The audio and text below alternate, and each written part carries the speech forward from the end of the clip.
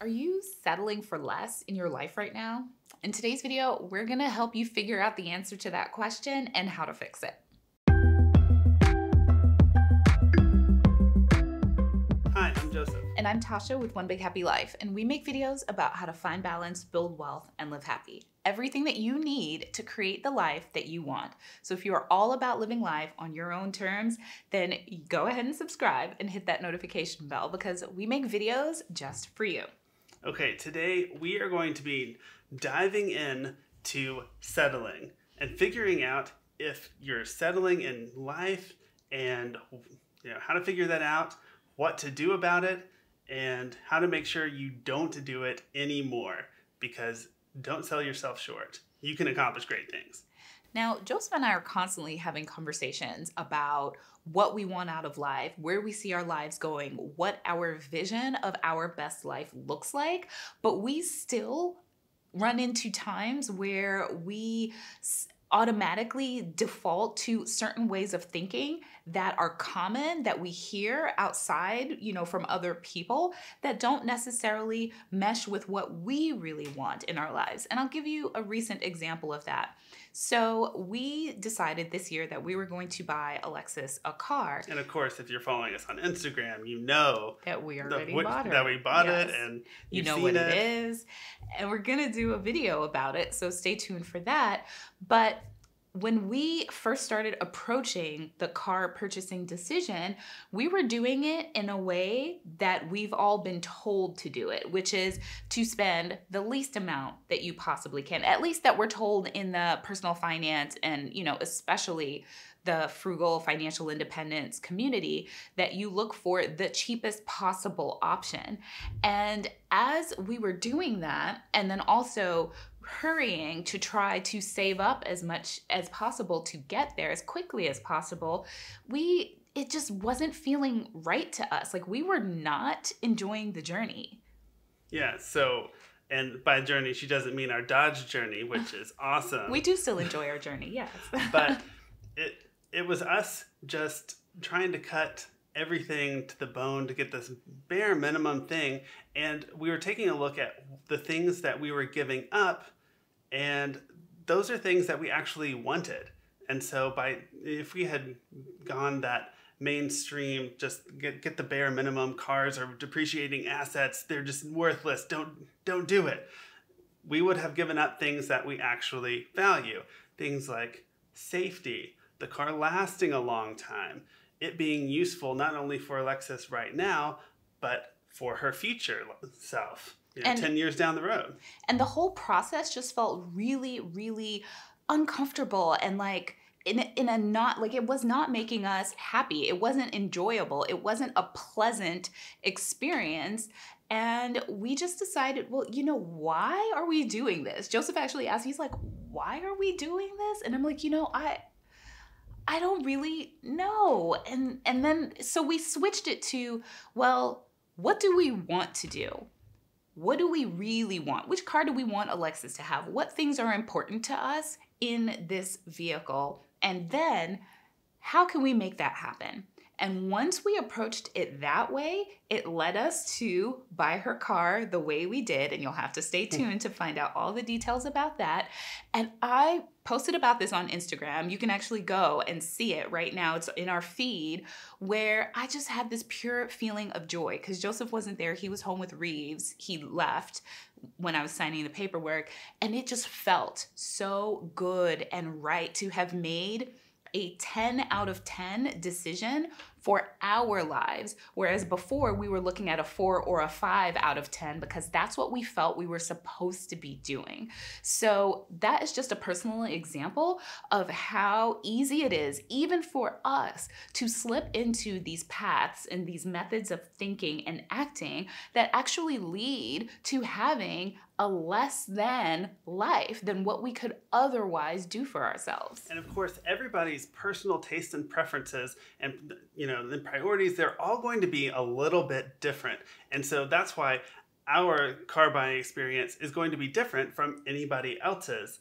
And that's the same is true for just about every aspect of your life, which is why when you're asking yourself, am I settling? It applies just all across the board. And so how do you figure that out? Are you settling at your job? Are you settling with what you're doing with your family? Well, so think about this. Hopefully you have some goals and dreams that you think about that you're hoping to attain. Well, when you think about those, and then you think about where you are now, are you either in those goals and dreams doing that thing, which is awesome, congratulations, you've won at life, or are you on the pathway to them? And if you're not either of those things, then there's a good chance that you have settled for one reason or another. Another thing that I like to do is just have a gut check and just see, like, does this actually feel right? And there are plenty of times in my life where when I am doing the thing that is right for me, the thing that is my calling, that is my passion, that I feel it deep inside and everything in the world just feels perfect. Like when I'm with my family, I know that is my happy place. Like I am doing this thing right here with him, with my children. That is where I belong, And so have a gut check and don't be afraid to listen to your gut and feel like, okay, well, something doesn't feel right. And then you dig deep and you figure out, well, what is it about this that isn't sitting well with me? And it's easy to get into the situation where you're making decisions where you're actively settling or giving up on opportunities. And it happens to all of us, just like we said. And a lot of it comes from kind of some fear of something not working out. That's a lot of it for me. I have a fear that, oh, well, maybe if I switch jobs to something that I actually would rather have, well, what if it doesn't work out? What if I make the wrong decision? What if I have to take a pay cut? And so that kind of fear does end up like causing me to settle in some ways. And so I have to, be aware of that.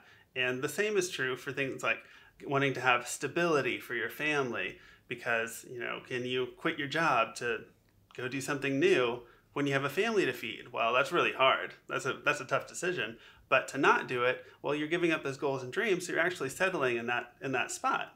Yeah, that's a big thing, like pursuing your dreams when you have kids, especially the women that I'm working with in my coaching group and the women that I spoke to as I was filling up my coaching group. That was a big thing that they're like, I'm afraid that I'll put in all of this work and do this thing and spend money and, and then I'll fail and then I won't be able to support my family. So that can be a really big concern that kind of keeps us stuck. Another thing is, which ties into this, is lack of confidence, like not believing that no matter what it takes, that we actually will go forward and be successful. And you can be successful. Anyone can be successful. It just takes changing your mindset more than anything. Or we don't feel comfortable going after what we really want. And one of the big causes for this is expectations, other people's expectations. So there might be expectations from your family, your parents, kind of what you think society expects of you. Or even what you expect of yourself, like what you've been told that you need to do in order to be perceived a certain way or in order to be successful. And so what you're doing is you're going to worry about those things and then try to achieve what people are expecting of you, or what you feel is the thing that you're supposed to be doing versus the thing that you actually want to be doing. And so you end up making a whole bunch of other people happy, in theory at least, but then you're not really supporting yourself. And that is a recipe for long-term disaster because you can only do that for so long. And so it's important to make that switch.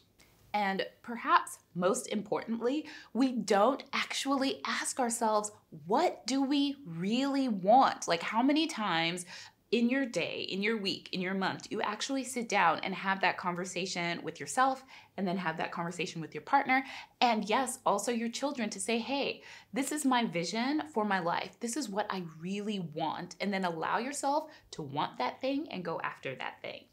Okay, so how do we stop settling so much? How do we actually take action and do something about it? Well, one of the first things is to identify those goals and dreams and those priorities that everyone should have. And so whether you're doing that periodically, doesn't really matter. Just as long as you have something that you are shooting for. And it's okay that it's big. Actually, Dream it should big. be big. Yes, do not be afraid of big, crazy dreams. And so one thing that might help, like I try to break down those big dreams. If you think about it, a really big thing all at once, it might seem a little bit intimidating, creating that fear, and then you're going to be more likely to say, oh, no, I'm just going to settle here because I can't really attain that. But you can look at it in steps. Well, so maybe you can't go from point A to point B overnight, but if you break it up, then you can. And that's so dream big.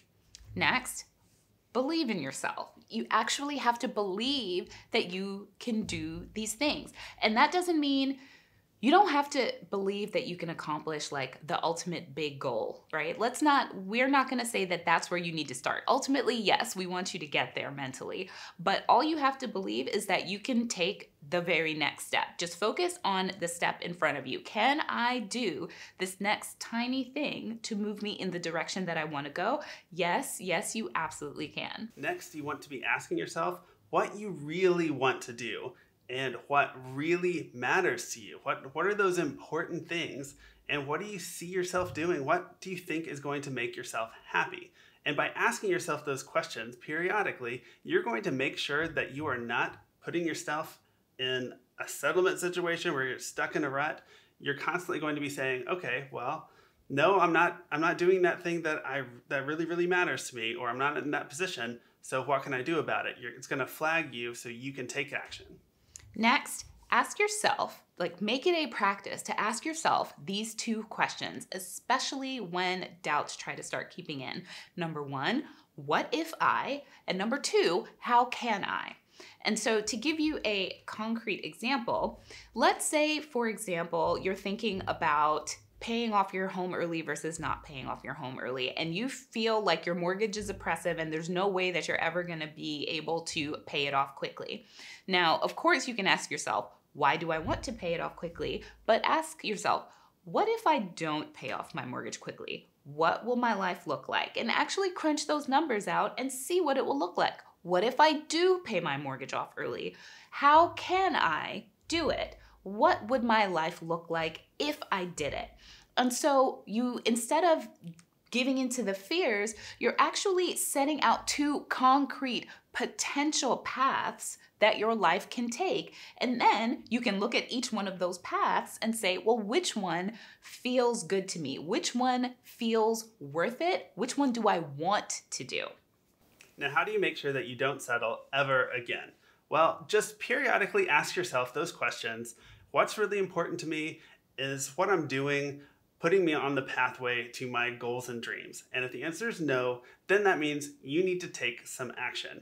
And remember, it's okay to change your goals and dreams. In fact, it's going to happen a lot. For whatever reason, that's fine. And that's why periodically ask yourself those questions to make sure that what you're doing still aligns with what you actually want to be doing.